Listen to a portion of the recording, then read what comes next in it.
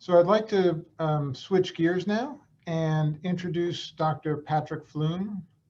Dr. Flume is the CF Center Director at Medical University of South Carolina.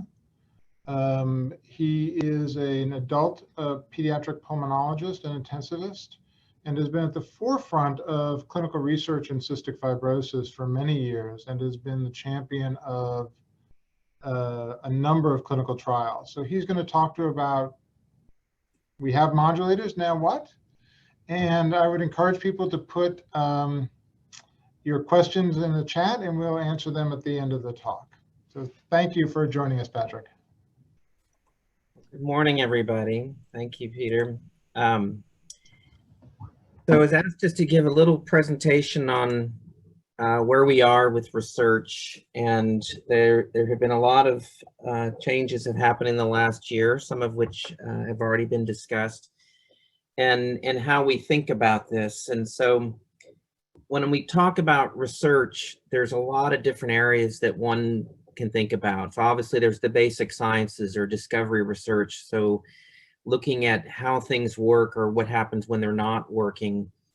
And that's necessary for us to develop novel therapeutics. So we're talking about drugs here that, like the modulators to basically come and try to make things better. But we also do research in diagnostics. How do we improve our ability to know what's going on with our patients? Other things that tell us what the future might be, these prognostic markers, trying to predict outcomes, who is going to have more progressive disease versus those who are not, their disease status is gonna be relatively mild. And outcome measures, on the surface, this may seem pretty obvious, but it's not as easy as one thinks when you're doing drug development. So an outcome, a person dies, that is a clear outcome, it's a bad outcome.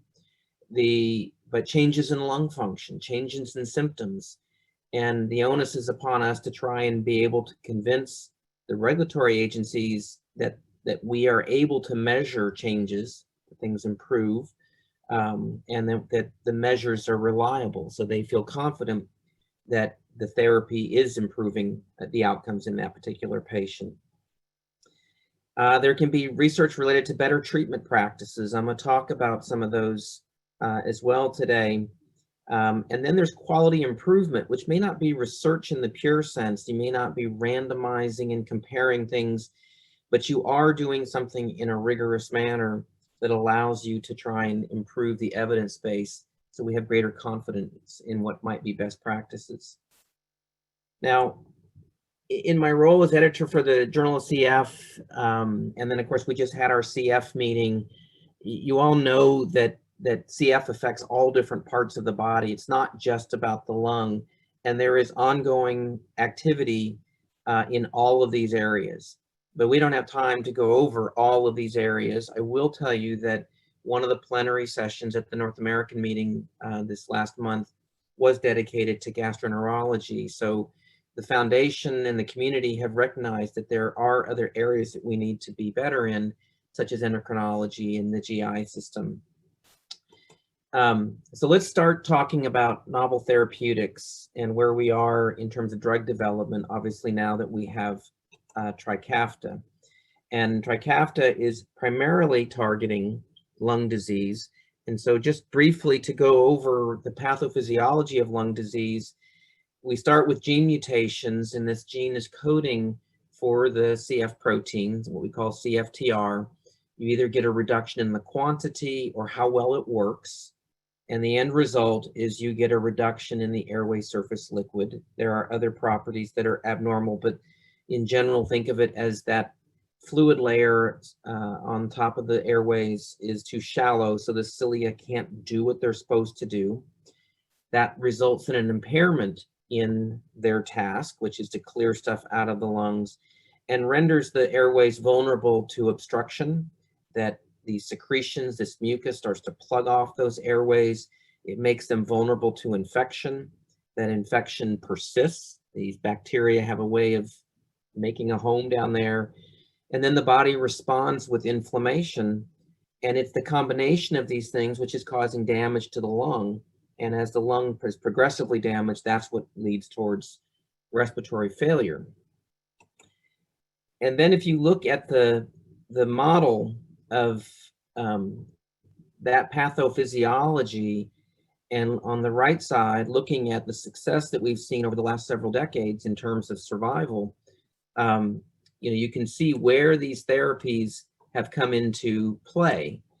And so, for example, Dornase alpha was our first drug that was developed for the treatment of CF lung disease, and that was in the early 90s. So we're actually approaching 3 decades of Dornase use.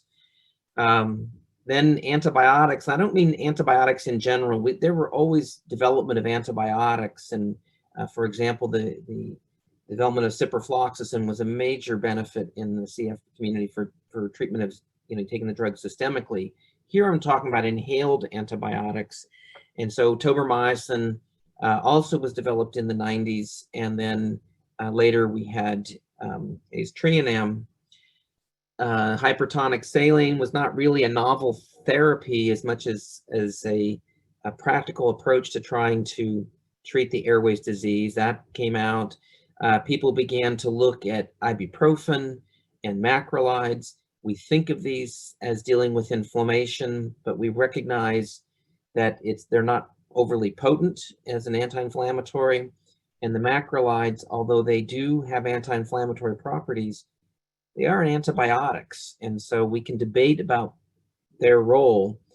But the key here is I want you to notice that as these therapies were added to the regimen and we were seeing continued improvement in survival, all of these were targeting the downstream consequences of CF disease.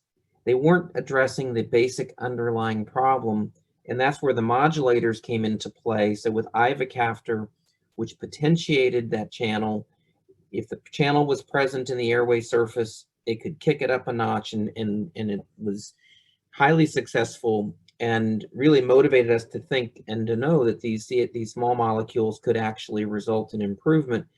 And then since that time, we've had rapid development of these correctors, initially with lumacaftor in combination with ivacaftor, then tezacaftor, elexacaftor, and Trikafta is the combination of elexacaftor, tezacaftor, and ivacaftor.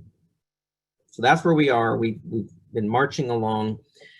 And the thing about research is that as soon as you finish a study and you're looking at your results, it should be spurring more questions. You're not done. You're never really finished. And so those next questions, some are obvious. Does Trikafta work in younger patients? So the Trikafta study was done in 12 years and older. What about those that are younger? And our goal in development of CF therapies is we want effective therapy for everybody. And when you're talking about CFTR modulators, where you're treating these upstream effects, trying to get closer to the basic defect to try to prevent the development of those downstream consequences, then obviously you might want to begin treating as soon as possible. And that could be even from the time of diagnosis. And so you've got to think about how you develop these therapies. And to give you an idea of the approach that has taken place for development of these modulators in younger age groups, you can see ivacaftor was approved for ages 12 and up in January of 2012, and then was approved for 6 to 11 years, just a little more than a year later. That's very fast in the development of drugs. And then now has been approved down to age 6 months. And you can see where we are with the other products in terms of the dual therapies or the triple therapy. And I think that we finished enrollment in the 6 to 11 year age group. So there is a goal towards moving in the younger patient populations. But there are challenges in doing trials in children. Number one, the endpoint that you are interested in may not be measurable. And so, for example, if we're looking at changes in lung function to get the approval for Trikafta, well, if you're looking at an age group that can't perform spirometry, so the very young, and even though we can do infant spirometry, it's not a standard approach to testing among centers. So it's difficult in that group. And then you have the challenge of these these kids are generally healthier, and so their lung function is typically better, and it may not be as responsive to change with these medications. But the FDA provides guidance for that. Now, first off, they require these sponsors to have a pediatric plan when they're coming forward with a product to be approved for adults if they believe it's likely to be used in the pediatric population. And obviously, if we're going to use Trikafta in the adults, they know we're going to want to use it in kids, and so they want to know what that pediatric plan would be. They do allow you to extrapolate the benefit that you found in the adults to the pediatric patients when the clinical indication is the same. Clearly, that's the case in cystic fibrosis, and when the outcome of the treatment is likely to be similar. So in this case, you're not going to show that there's an improvement in lung function, but there are some other measures that can be used to meet that goal. They do not require you to use a placebo, and that creates some interesting challenges when you begin to analyze it. And they want you to focus on what we call pharmacokinetics. And essentially what this is how does your body handle the drug?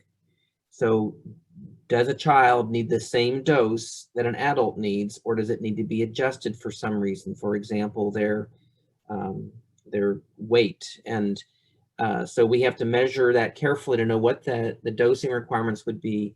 And of course, we have to look at safety issues. So even though they don't require efficacy data, the CFTR modulator studies actually show a reduction in sweat chloride. So what we can see in the children is actually quite similar to what we see in the adults. So it demonstrates that it's got a similar effect. Although you may not see an improvement in FEV1, there is another measure of lung function we call the lung clearance index. It's an old test that has found a new life in our clinics, in our research areas in particular, in which a child can just breathe regularly through the device. They don't have to do any special maneuvers, and we can look at how rapidly a marker gets cleared out of their lungs. And so if there's no air trapping, then that measure would be improved. And then there might be other measures that can suggest benefit. And so what has been shown in kids with these modulators is actually an increase in fecal elastase. This is a pancreatic enzyme. So although we think of these children as being pancreatic deficient and in need of taking digestive enzymes, they may not be completely, and there might be some added benefit in organs other than the lungs. Adverse events, normally I describe adverse events as, it's just counting beans. You're just asking if there's any problem and writing it down. But remember, there's no comparator. You can't collect these numbers and then say, well, this is how the drug compared to a placebo. So in kids, growth and development is very important, but if that's the factor you're going to be looking at, it's really hard to know if it's affected in a very short-term study. And then respiratory events may be hard to detect because the child may not complain. And so Lumacaftor, which was the first corrector that had been approved, had an unfortunate side effect of causing bronchospasm or chest tightness. And so in the adult or adolescent population, they could describe this chest discomfort or shortness of breath. The child may not complain of that. And so you have to look for features like, do they increase their breathing? Does that really mean that they're having a respiratory event? And then the other adverse event of interest in the modulators is the effect on the liver, causing elevation of liver function tests. And so though this may seem pretty straightforward, you just measure the blood and they're looking for how the value relates to normal. And typically they'll say that anything that's 3 times normal is abnormal. What you find when you start doing this in these kids is you start finding elevations of the liver enzymes. So you stop the drug, the liver enzymes come down, you restart the drug, there is no change in the liver enzymes. So you're left thinking, well, was that the drug that did that? Or is there some variation that occurs in these kids? And honestly, does it occur in any child? Is it something unique to cystic fibrosis? Or is that something that children get because they're exposed to viruses that might cause their liver test to go up?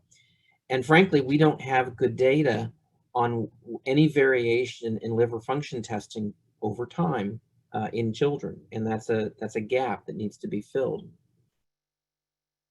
All right, so pushing for the pediatric patients, and there actually was a pro-con debate at the meeting about whether we should be using these expensive drugs in these healthy children, but I'm not going to go into that.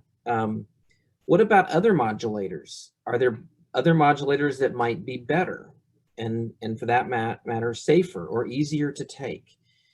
Now, we all already know that the modulators, you've got ivacaftor, which works by one way. It's kicking up that protein to work more effectively. It's a potentiator.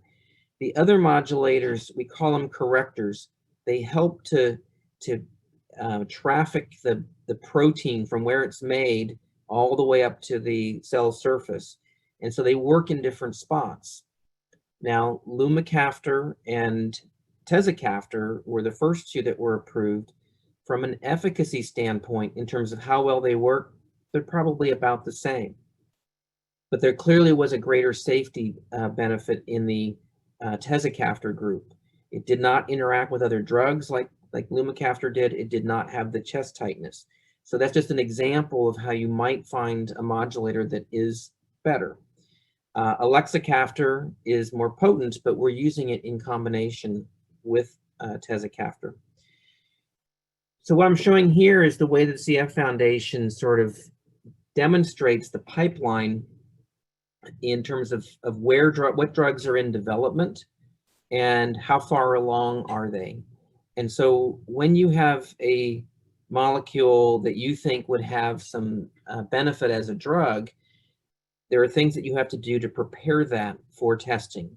And that's what happens in the preclinical. So you're doing testing in the laboratory with cell models or with animal models to try and demonstrate what it looks like if it's doing what you want it to do, as well as trying to get some clues as to safety issues that you might want to pay attention to. And then when you enter human trials, you go into what we call phase 1, which is entirely about safety. And in generally starts with healthy controls. They don't have the condition, then moving into people that have the condition.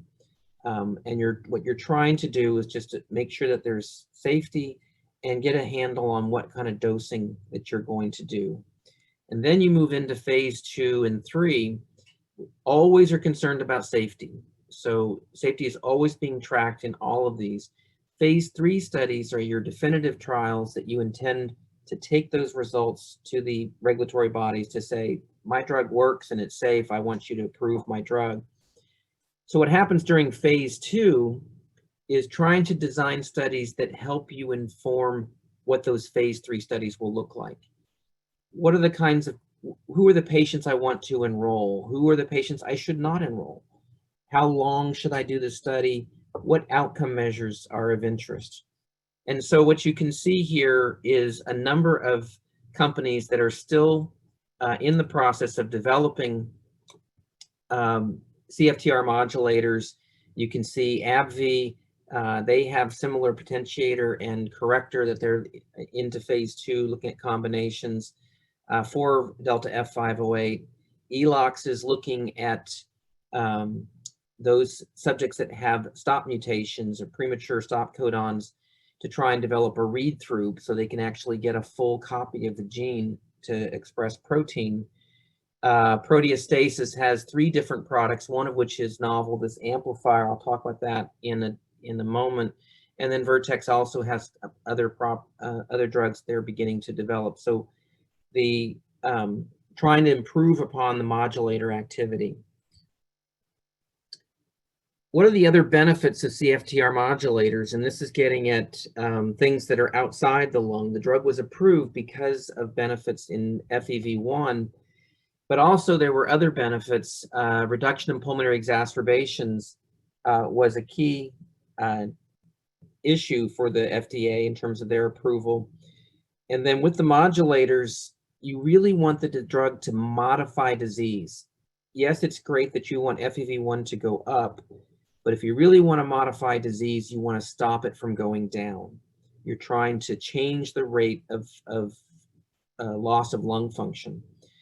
And so using data from our registry, it has been shown with ivacaftor and the combination of lumacaftor, ivacaftor, or CAMBI, and then most recently accepted for publication is the same result for Teziva or Symdeko, that shows that you do in fact see a slowing in the rate of loss of lung function.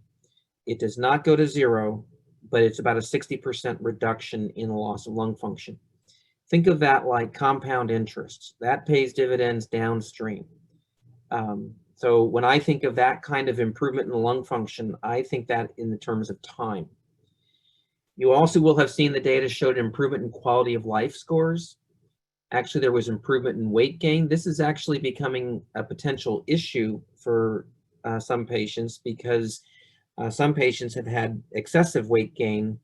And so this has resulted in some dynamic changes in how we counsel our patients with a focus on body image.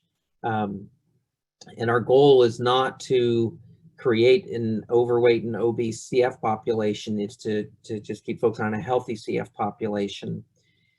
We have seen reductions in sinus complications. There is some potential benefit on the diabetes side. And then just a comment on female fertility. We seem to have had a bit of a baby boom after the release of Trikafta. I think our center alone is somewhere around 9 or 10 pregnancies. The fertility issues in males is an obstruction of their vas deferens. That's the duct by which sperm can get out, and that's generally blocked. And we don't really anticipate an improvement in fertility in the adult males with this. Maybe we could if we're treating young male infants. But the fertility issues in females, it has long been taught that they have a reduced fertility, and the mechanism is essentially obstruction, that the mucus on the cervix is not normal and it causes a mechanical barrier. And so now if you fix that, you put someone on a modulator and now things start to improve there, you may have solved some of the fertility issues. And we saw some of this in the trials of Orkambi and Symdeko, but it was really remarkable after the release of Trikafta. What we do not know is the risk benefit of remaining on Trikafta or any of the modulators while pregnant or while breastfeeding. The animal studies would suggest that things are probably okay, but there have been no human trials to be able to counsel our female patients. But the CF Foundation and our therapeutic development network had been prepared for this, just like we had done with ivacaftor, to begin tracking these other additional benefits in people who are started on Trikafta. And so what you can see here are a number of studies looking at other effects in the airway, the GI tract, with diabetes, with bone health, in people who are being started on that. And what is really encouraging is that you see that this target enrollment, essentially all of these filled very rapidly. I don't remember exactly when these were filled, but remember the drug was released last October. And for this many patients, subjects to be enrolled in every study, it's really, truly remarkable. So that's really a great example of the enthusiasm that our CF patients have with participating in clinical research. But what about those patients who can't take Trikafta? And so this includes those, ignoring the younger patients, those patients who don't have a copy of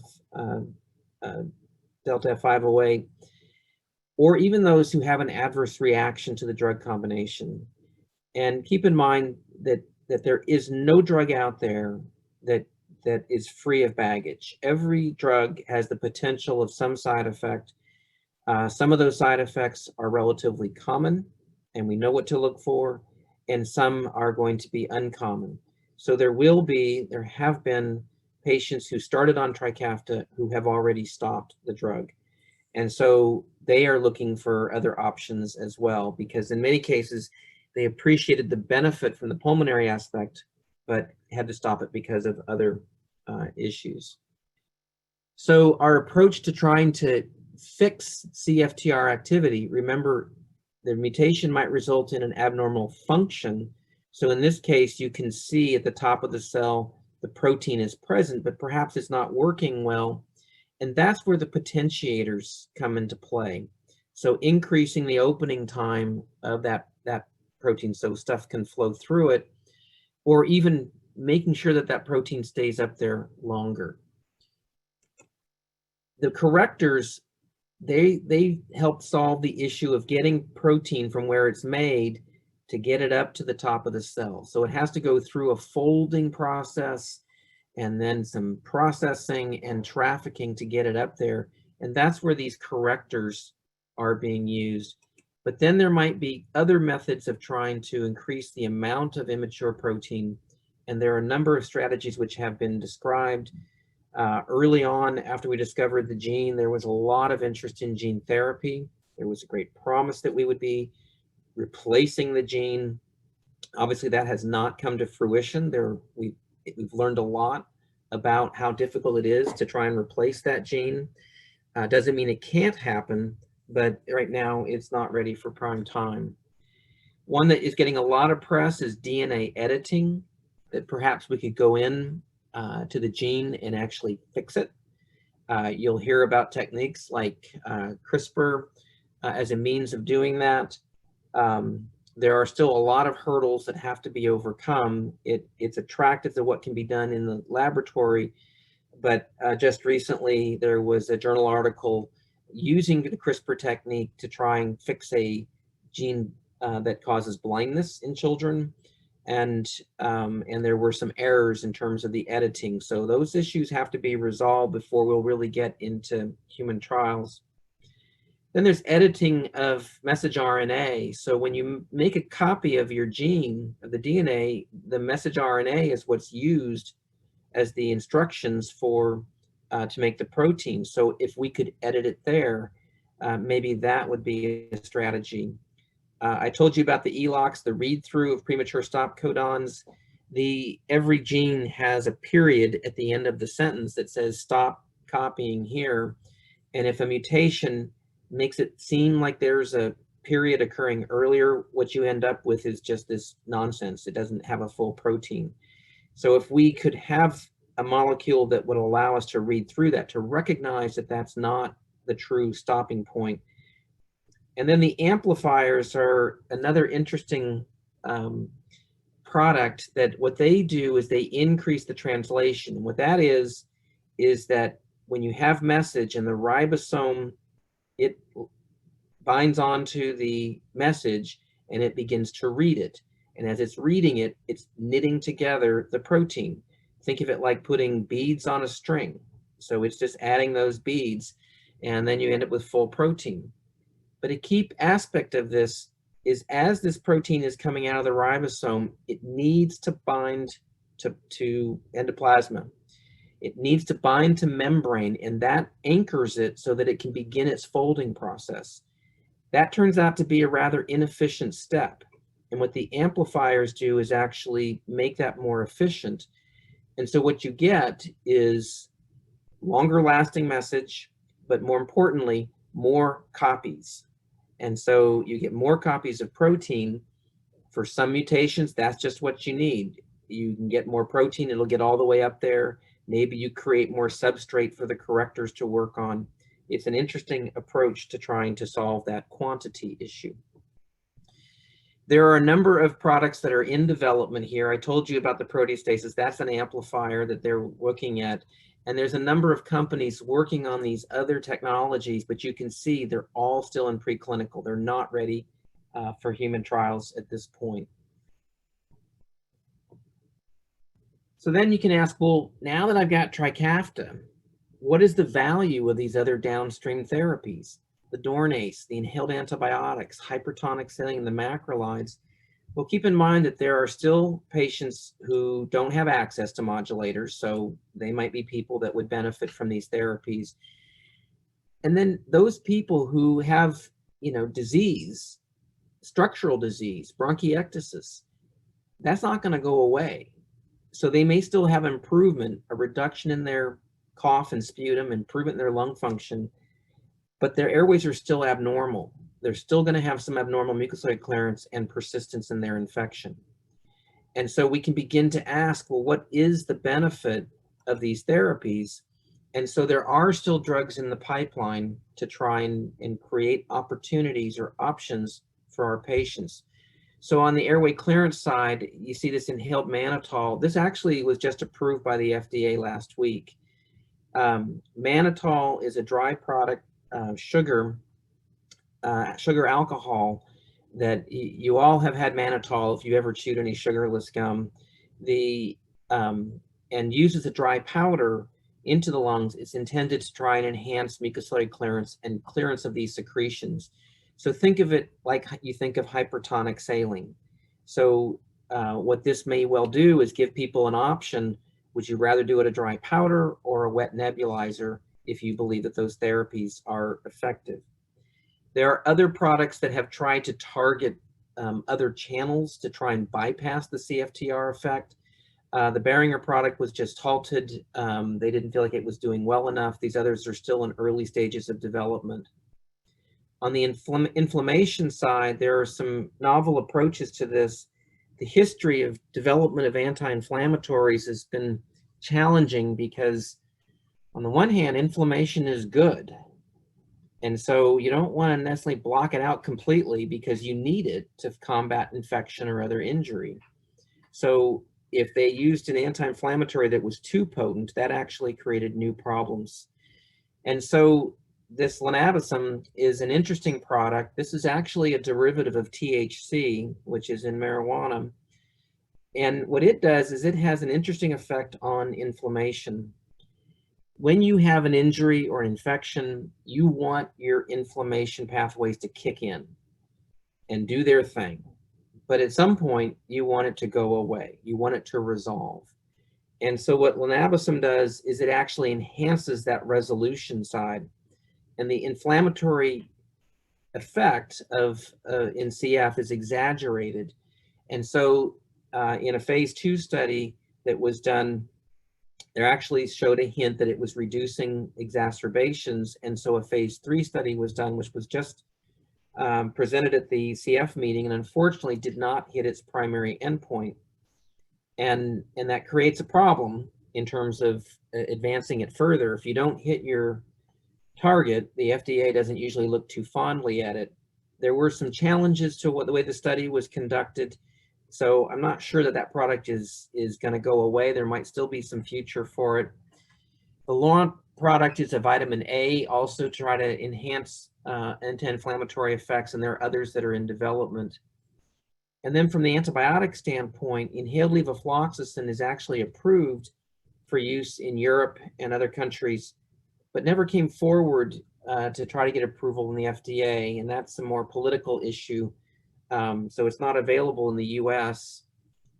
Our targets approaching Pseudomonas have then had us look for other things like gallium. And so IV gallium has been studied, seems to have some potential effect, maybe even as an anti-inflammatory.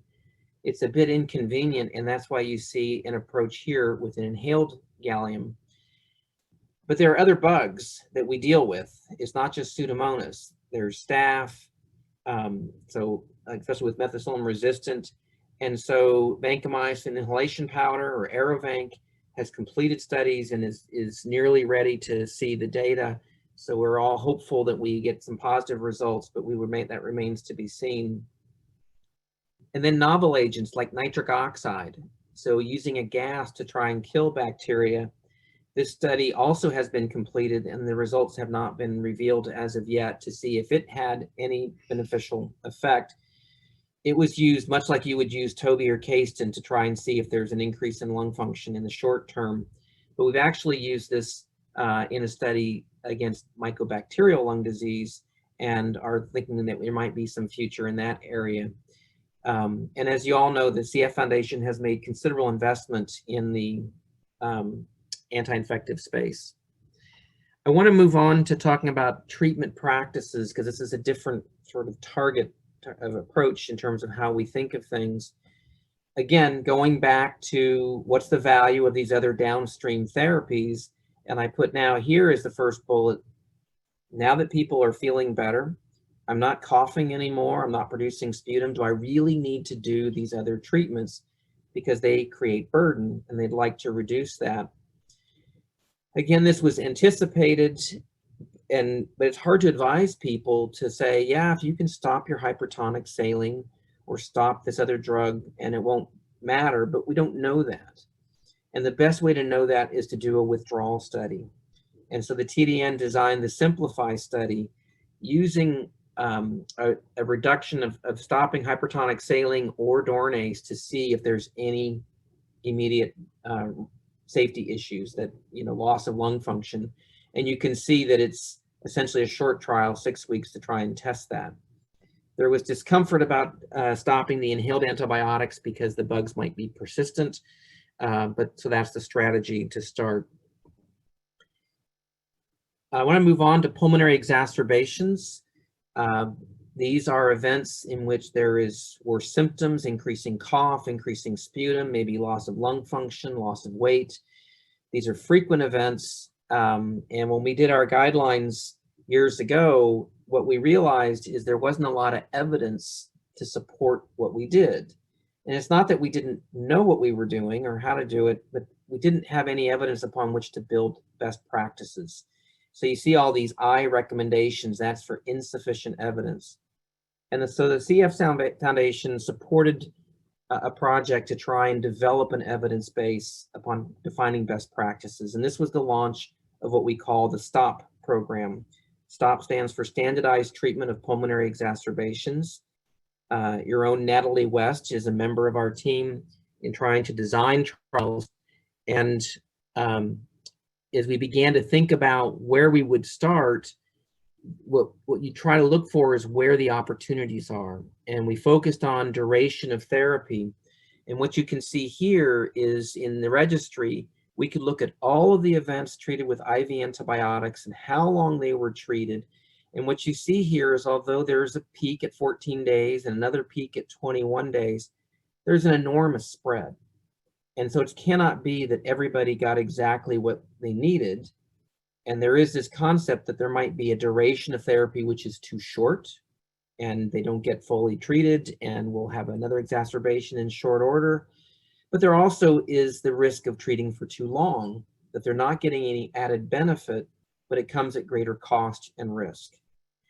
And so the first interventional study we called STOP 2 tried to address this. And although this looks like a complicated diagram, it's pretty straightforward. These are actually two studies in one. So at visit 1, we enrolled people who were being started on IV antibiotics for treatment of a pulmonary exacerbation. We didn't ask specifically why, they just, if the doc had decided they were going to be treated, they started them on antibiotics. It could be inpatient, it might be at home. We then looked at, about a week later, at visit 2, we looked at lung function and we looked at symptoms. How much had they changed from when they were started? And if they had robust changes in that time, we define them as early robust responders. And if they didn't change sufficiently, we call them non-early robust responders. So in those robust responders, we compared 10 days to 14 days of antibiotics. In those non-early robust responders, we compared 14 to 21 days. And in all of them, we looked at visit 3 occurred 2 weeks after completion of the antibiotics. I won't go into telling you why that's the best place to look at, but that's what we chose to do. And so we tested whether 10 was as good as 14, and we tested whether 21 was better than 14. Not because we believed it to be so, but better being to be worth the added treatment. And so when we looked at the study completed, we enrolled nearly 1,000 people. And actually, Johns Hopkins is one of the top performing centers in that study. So what you see in terms of the change in lung function, these are the early robust responders. You see they had a much bigger change in lung function compared to baseline than did the not early robust responders. But I think what you can appreciate is there is no difference between whether they got 10 days or 14 days. In this group, there was no difference if they got 14 or 21 days. So that was really remarkable in terms of those outcomes. And in terms of symptoms, which patients told us was the most important thing, again, there's a difference between the early robust responders from those who are not, but in terms of treatment durations, those numbers were the same. So there are some conclusions we can drive from there. You could say the duration of IV antibiotics is 14 days. Maybe you could go shorter if you've got someone who really had a robust response, but there really is no advantage for longer durations. And so we believe these results should have an immediate impact on clinical care, on decision-making, and certainly will standardize future studies of exacerbation treatment. And we are in the process of designing STOP 3, which would be the next study. But I want to get on to the next thing, and I realized that I did see these slides being shown, and I hope I won't be redundant, but I'm going to take the approach from the research side. So there is an effect of the Trikafta that, as was shown earlier, there was a marked reduction in exacerbations in those on Trikafta. The younger kids, there was no difference. And so obviously, if we're going to be studying exacerbations, well, we've got fewer people having events. That doesn't mean we shouldn't study it, but it might have an impact on how we think about it, how we design those studies. Because we need to look at what is different about these patients having these events to these patients that are continuing to have events, and how might that affect our enrollment in those particular studies. The other question is the effect of COVID, and I know that this slide was also shown, and what basically seeing here is that compared to 2019, which is here in the green, that prior to COVID, we had similar numbers of visits that rapidly went down, not to zero, but almost zero after the pandemic hit, shifting towards these televisits. It has begun to shift back, and what you see now is this sort of hybrid clinic that there are some people being seen in person and others being seen at home. Ignore the tailing off because that's about reporting. But I think the people have found this place, and now what we're going to have to do is how do we know how to best deliver care? We built this center model with this team approach, and now if people are in clinic or not in clinic, how do we effectively deliver what we think is highly valuable in these patients who have benefited from Trikafta or taking advantage of the telemedicine approach, so that we can be comfortable knowing what is the best practice in terms of providing the care. And I want to conclude with just a comment about participation in research. We owe an enormous debt of gratitude to everyone who participates in research. It's a safe bet that everyone I ever meet or talk to has taken a medicine at some point in their life, whether it's a prescription medicine or an over-the-counter medicine. Next time you take it, I want you to think, somebody volunteered for that. And so we owe that gratitude, and we take it very seriously. Doing clinical research is not for everybody. There's various reasons why people participate, but I say a great thank you to all of you who've been part of our trials. And I'll stop there, Peter, and entertain any questions.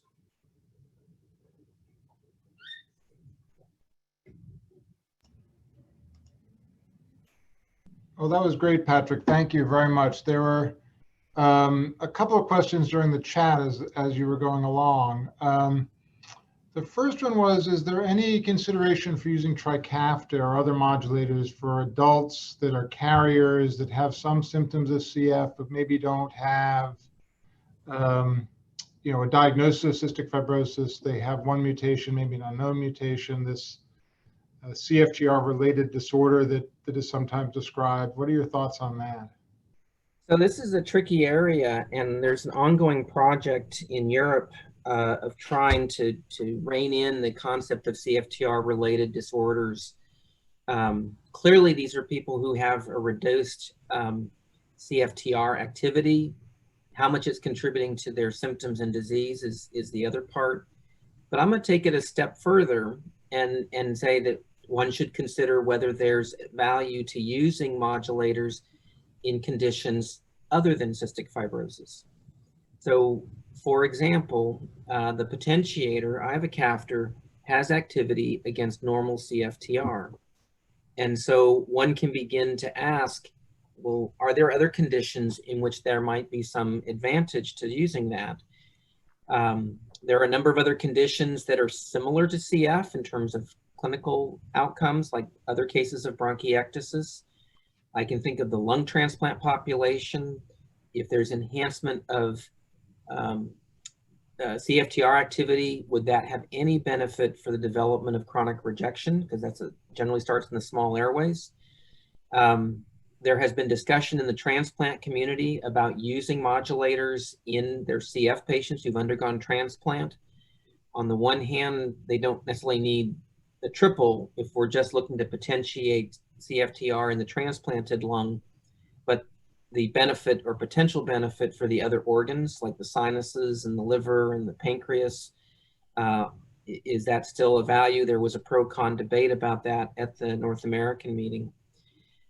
There are no studies that I'm aware of in other CFTR related disorders to demonstrate benefit.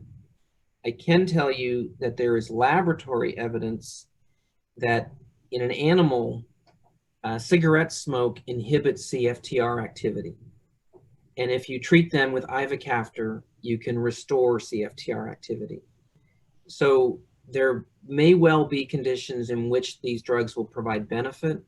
I don't think we should use a $300,000 drug to treat our smokers. I think they should just quit smoking. That would be the better strategy. But these are all interesting questions that I think need to be tested, can be tested. Another question is there any information about CF drugs that could help in COVID? So the COVID experience is really novel. As you know, the data comes fast and furious. We've been getting weekly updates on the effect of COVID in the CF population, and at least in the early stages, we were feeling a sense of relief that it was not having a drastic effect on our CF population. Some have questioned why. I would argue it's likely because of infection control measures. You've got a population that is accustomed to that language and taking greater precautions. What was seen in the Southern Hemisphere was a reduction in the number of influenza cases, probably because of the isolation and social distancing that took place related to COVID.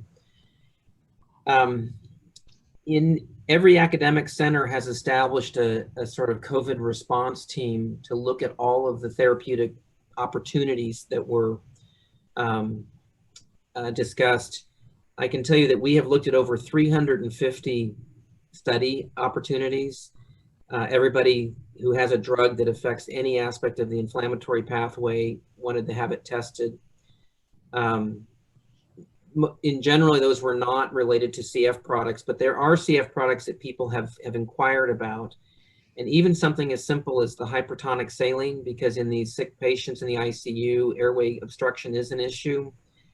But in the early stages, hospitals and respiratory therapists were concerned about that it would enhance aerosolization and putting healthcare workers at risk. My bias is that we have improved in our ability to care for these sick patients because we went back to what we did already instead of changing our practice for fear of acquiring COVID and going back to standard approaches to treating these patients. So there's been discussion about whether these products offer any benefit, but there's never been anyone to test it. And I think just one final question, and that's, is there any research being done for the treatment of aspergillus and fungal infections? The fungi are a persistent hot topic in the CF space.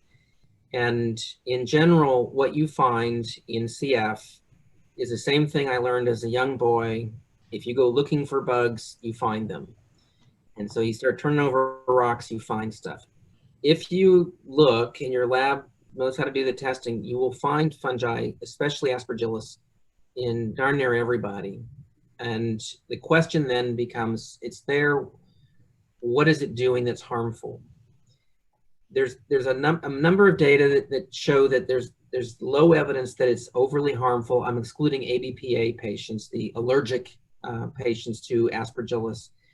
And what that is based upon is registry analyses that can't find an association with worse outcomes, and some therapeutic trials that didn't show any benefit.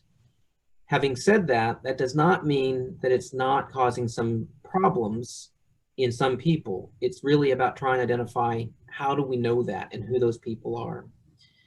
There are other fungi that are getting a little more interest, like Scedosporum, that people worry about might be a little bit more problematic for people.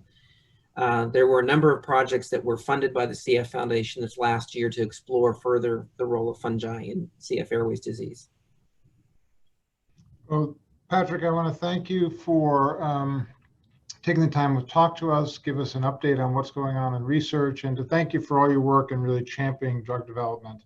And I'd also echo the thank you to all the participants and people that have been part of the research program at Hopkins and throughout the CF community.